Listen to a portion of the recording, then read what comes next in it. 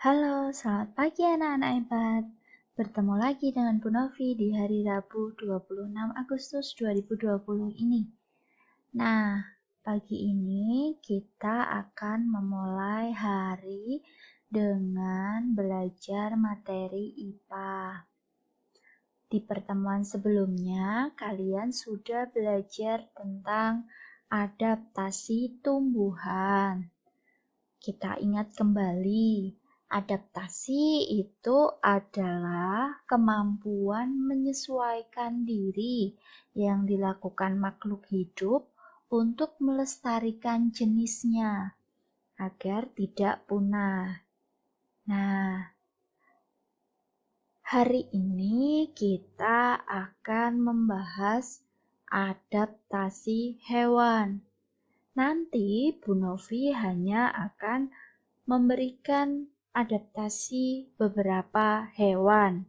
Karena di bumi ini banyak sekali hewan, jadi tidak mungkin Bu Novi bahas semua.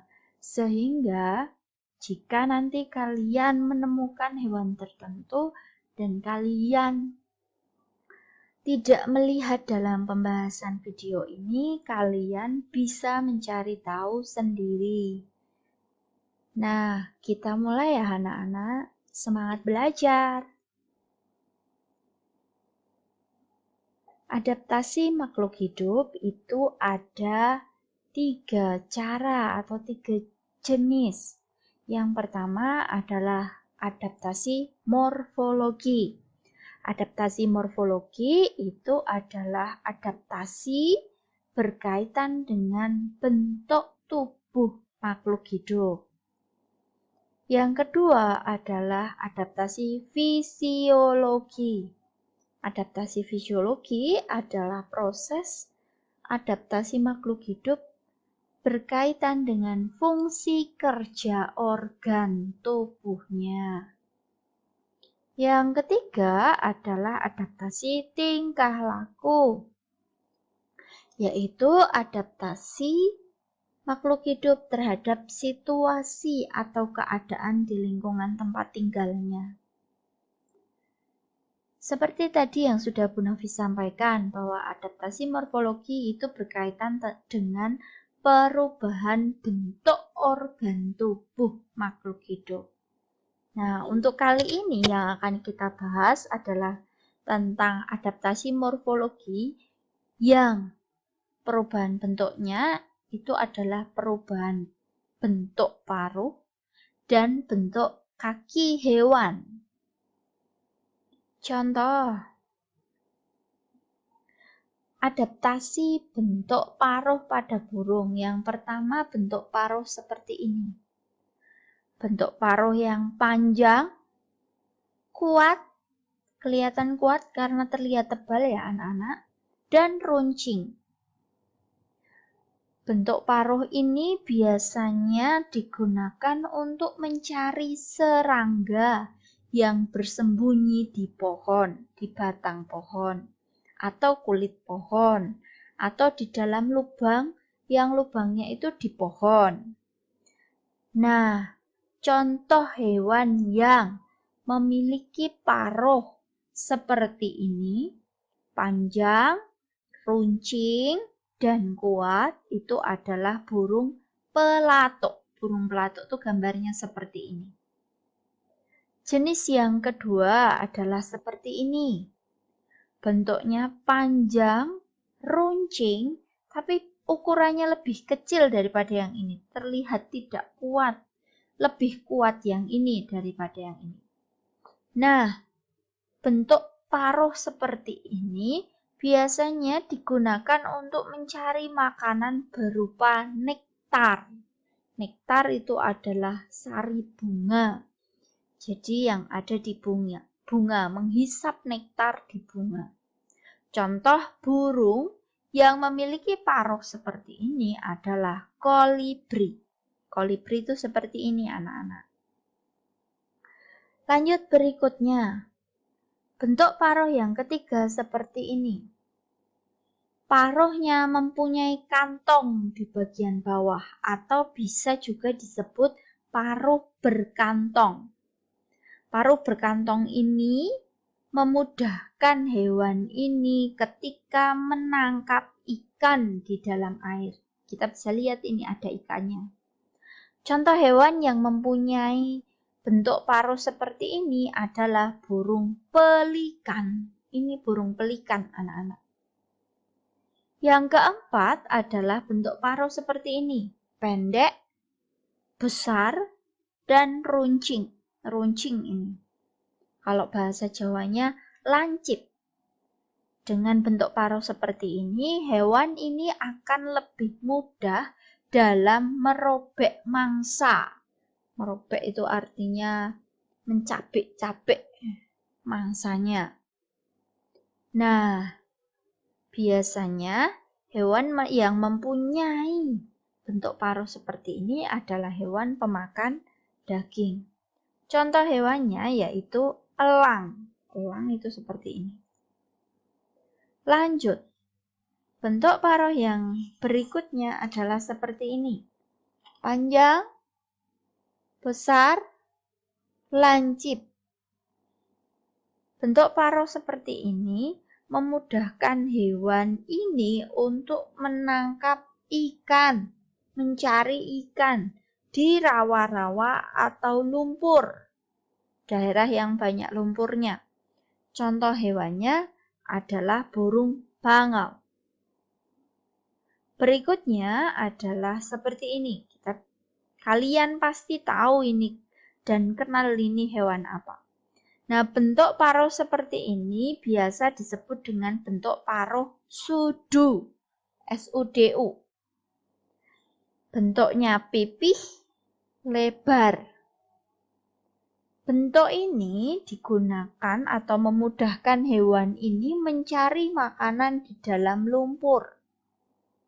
Biasanya yang dicari bukan ikan, tapi cacing dan lain sebagainya. Contoh hewannya adalah bebek. Kita lanjut ke berikutnya, yaitu adaptasi bentuk kaki pada burung. Bentuk kaki, jadi tidak hanya paruh burung saja yang bermacam-macam jenisnya, tapi bentuk kaki burung itu juga bermacam-macam bentuknya yang menyesuaikan makanan dari hewan tersebut. Yang pertama, yang seperti ini. Jadi di ujung memiliki kuku yang tajam, 4 jari dengan kuku yang sangat kuat, sangat tajam, sehingga hewan ini ketika sudah mencengkeram mangsa akan dipegang dan dirobek dengan menggunakan kuku-kukunya ini. Nah, contoh hewan yang mempunyai bentuk kaki seperti ini adalah elang. Berikutnya, bentuk kaki seperti ini.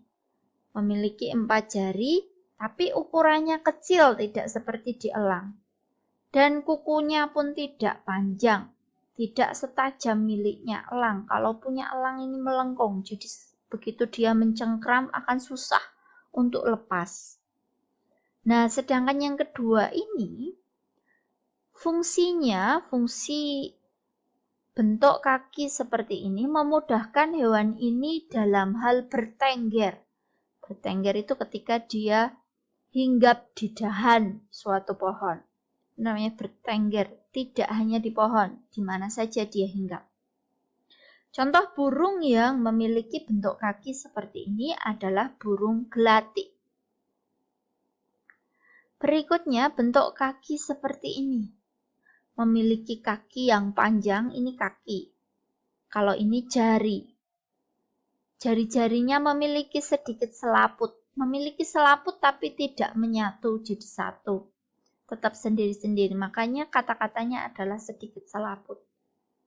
Kegunaan dari kaki ini, bentuk kaki ini adalah memudahkan berjalan di atas lumpur ketika mencari makan. Makanya hewan ini tidak tenggelam, tidak terpeleset karena memang kakinya panjang, cocok dipakai untuk mencari makanan di lumpur. Contoh hewannya adalah bangau. Bentuk kaki seperti ini yaitu bentuk kaki yang memiliki selaput. Ini fungsinya untuk renang. Jadi memudahkan hewan ini ketika berenang di air. Contoh hewannya adalah bebek. Bentuk kaki berikutnya adalah seperti ini. 3 jari ke depan, tidak ke depan persis, tapi maksudnya ini. Dan 1 ke belakang, ini yang kecil. Bentuk kaki seperti ini akan memudahkan hewan ini untuk mengais makanan saat mencari makan. Mengais itu mencari di dalam tanah. Mencari di tanah, entah itu di permukaan, entah itu di dalam tanah.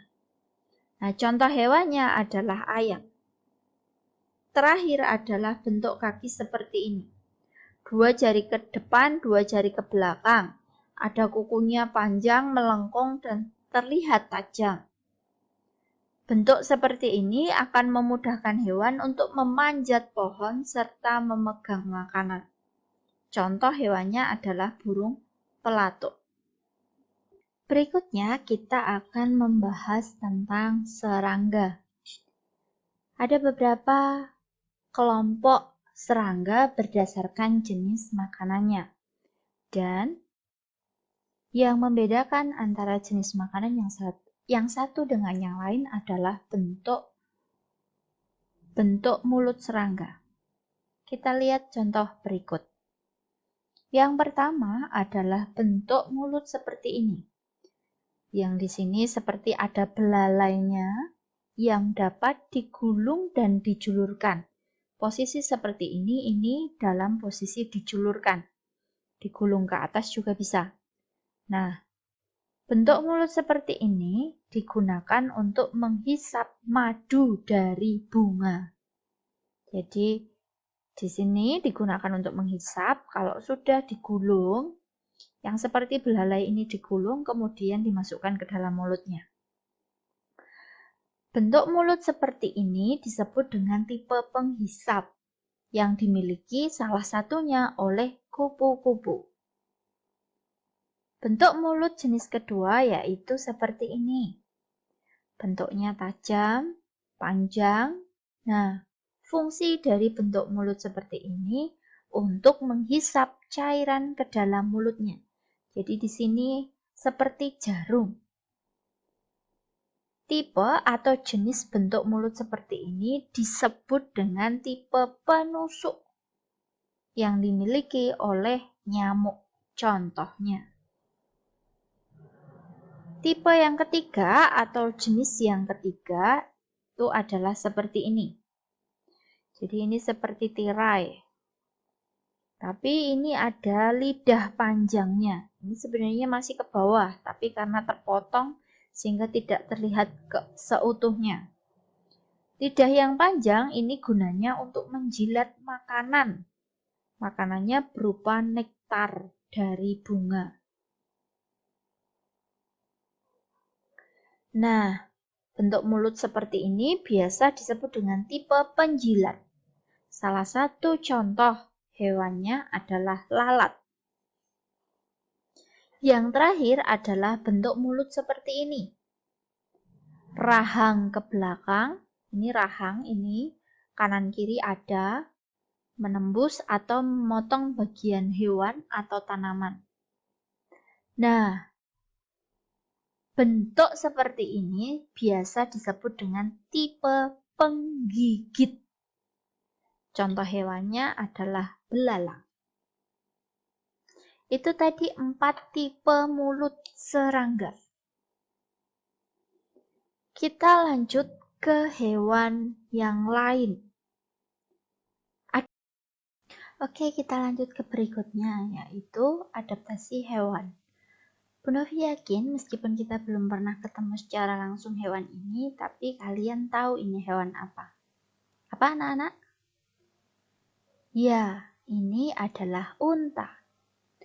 Berikut beberapa adaptasi yang dilakukan unta. Yang pertama, unta itu memiliki punuk. Ini punuknya. Maaf, ini Bu Novi salah ketik. Bukan panuk, tapi punuk. Punuk di punggungnya. Fungsinya adalah untuk menyimpan cadangan makanan. Cadangan makanan yang disimpan itu berupa lemak. Cadangan makanan ini akan berfungsi ketika dia berada di gurun, pasir, dan jauh dari atau dia tidak menemukan sumber makanan. Unta juga memiliki bulu mata yang tebal. Fungsinya untuk melindungi matanya, terutama ketika dia berjalan di gurun pasir agar tidak ada pasir yang masuk. Yang ketiga, telapak kaki unta tebal sehingga dia tahan terhadap panas. Sekali lagi, hal ini terutama digunakan ketika dia berjalan di gurun pasir. Maka unta ini meskipun di gurun pasir yang tidak ada air, tidak ada sumber makanan, tetap bisa berjalan dan dalam kondisi yang sehat. Berikutnya, adaptasi tingkah laku dari beberapa hewan. Yang pertama ini gambar kadal. Yang kedua ini bunglon. Kita bahas satu persatu beberapa hewan. Pertama, hewan ini namanya adalah bunglon. Bentuk adaptasi tingkah laku yang dilakukan oleh bunglon antara lain, bunglon memiliki kemampuan berkamuflase yang disebut dengan mimikri. Mimikri artinya adalah kemampuan mengubah warna kulit sesuai dengan lingkungannya. Nah, kemampuan ini atau mimikri yang dilakukan oleh bunglon itu digunakan untuk menyelamatkan diri ketika dia merasa terancam, mengelabui mangsanya. Hewan yang kedua yaitu seperti ini, yang disebut dengan kalajengking. Kalajengking itu memiliki alat penyengat di sini, di ujung ekornya. Maka hati-hati ketika kalian menemukan kalajengking, jangan sampai kalian tersengat oleh ekor kalajengking.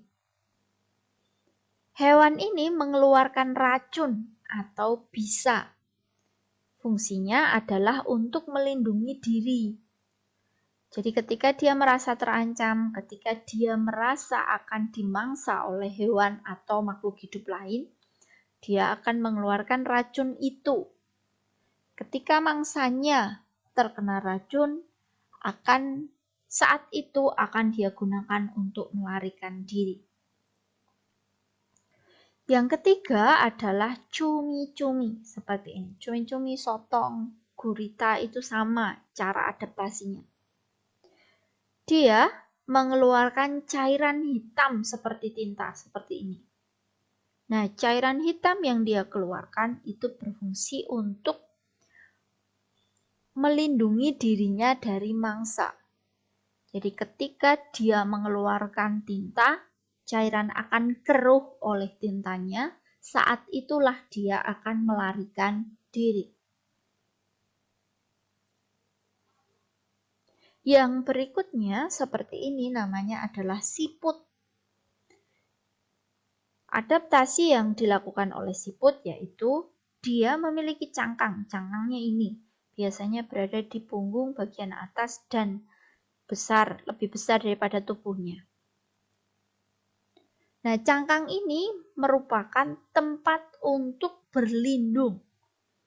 Tempat tubuhnya berlindung di dalam cangkang.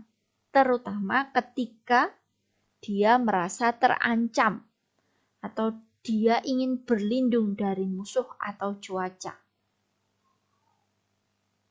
Nah, selain siput, ada juga kura-kura dan penyu yang mempunyai cangkang yang keras dan kuat. Berikutnya ini hewan namanya cicak, sedangkan yang bawah adalah kadal. Kedua hewan ini mempunyai cara adaptasi yang sama. Adaptasi yang mereka miliki namanya adalah autotomi. Autotomi artinya adalah kemampuan memutuskan ekornya. Sesaat setelah ekornya putus, ekornya ini akan tetap bergerak-gerak, sehingga mangsanya akan terkecoh. Ketika pemangsanya terkecoh, cicak ataupun kadal itu akan melarikan diri. Berikutnya, paus. Paus merupakan hewan mamalia. Mamalia itu adalah hewan yang menyusui anaknya. Meskipun mamalia, tapi dia tetap hidup di air. Dan dia bernafas dengan paru-paru. Setiap 30 menit sekali, paus muncul ke permukaan untuk bernafas, untuk menghirup oksigen. Itu adalah adaptasi tingkah laku yang dilakukan oleh paus. Itu tadi beberapa adaptasi yang dilakukan oleh hewan. Nah, sekarang Bu Novi akan menyampaikan tugas yang harus kalian kerjakan. Ada 2 tugas. Yang pertama ada di halaman 86, yang kedua ada di halaman 94 buku Bina Prestasi Tematik. Di halaman 86 dan 94, kalian akan menemukan tabel. Nah, tabel itu nanti yang harus kalian kerjakan. Silahkan kerjakan tugas di buku tulis tematik. Tabelnya dibuat ya anak-anak. Jadi nanti tugas pertama adalah ini, seperti ini. Tabelnya dibuat. Tapi ini tidak perlu dibuat. Jadi kalian tulis ikannya, kalian tulis nama hewannya apa. Ini ada 4 untuk tugas pertama. Ciri-cirinya bagaimana, tempat tinggalnya di mana, tempat tinggal atau habitat. Kalian bisa mencari dari berbagai sumber untuk mengisi tabel ini. Tugas yang kedua, di halaman 96, kalian buka agar kalian juga tahu. Di halaman 94 bagian atas, itu ada gambar beberapa hewan, ada 9 gambar hewan. Nah, nanti nama hewannya silakan kalian tuliskan di sini. Setelah kalian tuliskan nama hewannya, kalian tentukan, kalian temukan cara adaptasi hewan tersebut di sini. Ingat, yang diminta adalah adaptasi tingkah laku dari hewan ini. Begitu. Tugas sekali lagi dikerjakan di buku tulis tematik. Dikumpulkan paling lambat tanggal 27 Agustus 2020. Itu tadi tugas dan penjelasan dari Bu Novi untuk materi IPA hari ini. Selamat belajar, selamat mengerjakan, tetap jaga kesehatan, dan terima kasih anak-anak.